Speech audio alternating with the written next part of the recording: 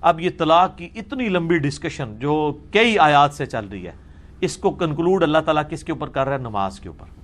کیونکہ طلاق کے مسائل میں جگہ جگہ ایک بات آئی تھی، تقوی تقوی، اللہ سے ڈر جاؤ، اللہ تمہیں دیکھ رہا ہے، اللہ کی حد نہیں چھوڑنی، اللہ تمہارے نفسوں کے اندر آنے والے خیالات کو بھی دیکھنے والا ہے. تو اللہ کا تصور دل میں پختہ کرنے کا ذریعہ سب سے بڑا کون سا ہے؟ نماز. موسیٰ علیہ السلام کو بھی اللہ نے کیا وحی کی تھی؟ وَأَقِمِ الصَّلَاةَ لِذِكْرِي، مجھے یاد رکھنے کے لیے نا نماز کو قائم رکھنا ہے. باقی ساری عبادات تو چھوٹی ہیں نا جی، ایٹ لیسٹ جو عبادت ریکوائرڈ ہے وہ تو نماز ہے. اور کوئی بندہ کوئی سنت اذکار نہ بھی کرے، صرف فرض نماز ہی پڑھتا رہے، تو وہ 5 ٹائم اللہ تعالیٰ کو رسپانس کر رہا ہے. اللہ کی یاد اس کے دل سے جا نہیں سکتی. تو اس کا ذکر آ رہا ہے، حافظوا علی الصلوات، نمازوں پر پختگی اختیار کرو، حفاظت کرو. حفاظت کا مطلب کیا ہے؟ کسی چیز کی حفاظت کس طرح کی جاتی ہے؟ کہ عصر کے ٹائم اٹھ کے 3 نمازیں کٹھی پڑھ لی جائیں، فجر ظہر عصر، یا رات کو سونے سے پہلے 5 نمازیں پڑھ لی جائیں. یہ نماز کی حفاظت نہیں ہے. نماز کی حفاظت یہ ہے کہ نماز اپنے وقت کے اندر ادا کی جائے. جو 3 ایٹ لیسٹ اوقات ہیں، فجر، ظہر و عصر اور مغرب اور عشاء، اور اس میں بھی پریفریبل ہے کہ اول وقت میں نماز ادا کی جائے سوائے نماز عشاء کے، لیکن وہ مستحب ہے کہ آپ لیٹ کریں. اور اگر کسی نے نماز جمع بھی کرنی ہے تو کوشش کرے کہ وہ جمع سوری کرے، ظہر کو آخری وقت میں پڑھ لے، عصر کو اول وقت میں، تاکہ وہ 5 ٹائم والی جو ریسٹرکشن ہے شریعت والی، اس میں وہ اس کو توڑے گا نہیں. کیونکہ نبی علیہ السلام کا عمومی عمل یہ ہے کہ آپ 5 اوقات میں نماز پڑھا کرتے تھے. تو ظاہر اب ظہر کا وقت اگر شروع ہو رہا ہے سپوز 12:20 پہ، اور عصر کا وقت سٹارٹ ہو رہا ہے جا کے 3:50 پہ، تو اس پورے وقت کے اندر کسی بھی وقت وہ ظہر کی نماز ادا کر سکتا ہے. وہ تو ہم نے طے کیا ہے نا.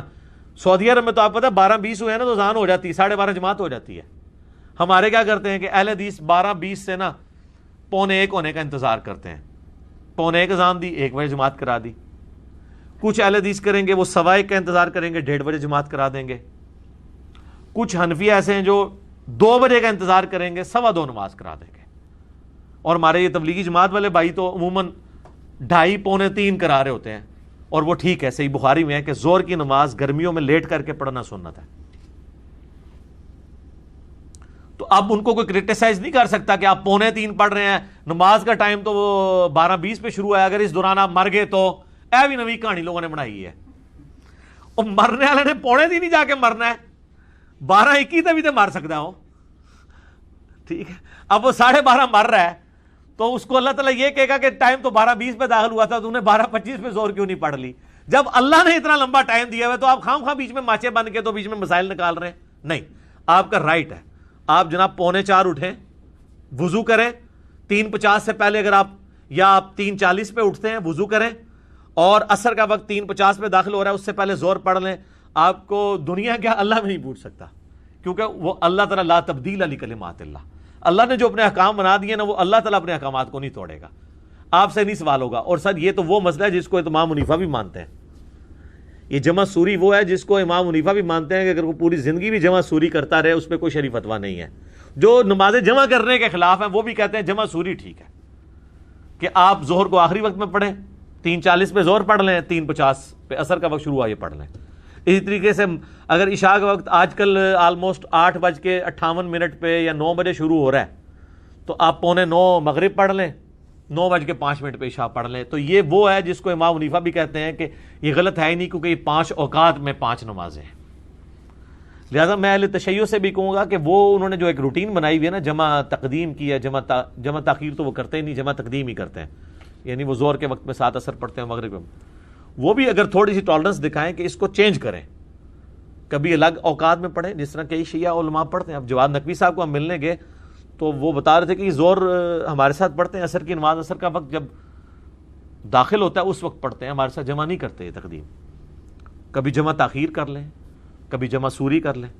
تو یہ سارے طریقے سنت ہے. تو نمازوں کی حفاظت کرو. والصلاۃ الوسطیٰ، اور خصوصاً جو درمیان والی نماز ہے نا اس کی تو لازمی حفاظت کرو. صراط الوسطی کے بارے میں کئی اقوال ہیں. صحابہ کرام کے دو گروہ ہیں, دونوں احادیث کی روشنی میں ہیں. ایک گروہ کا موقف ہے کہ یہ صراط الوسطی فجر کی نماز ہے, اور اکثریت کا موقف ہے یہ نماز عصر ہے. اور میرا اس پہ یوٹیوب پہ کلپ بھی ہے صراط الوسطی کے اوپر.